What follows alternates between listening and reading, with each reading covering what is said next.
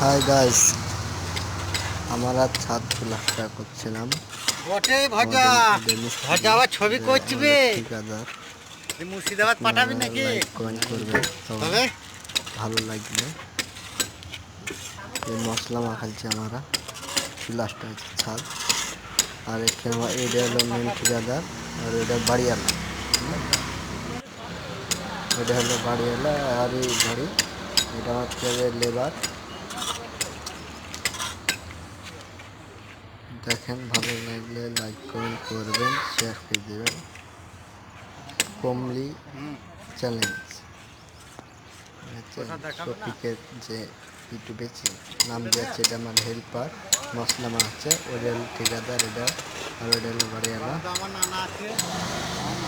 আর এটা হলো আমাদের মিস্ত্রি, আর এটা হলো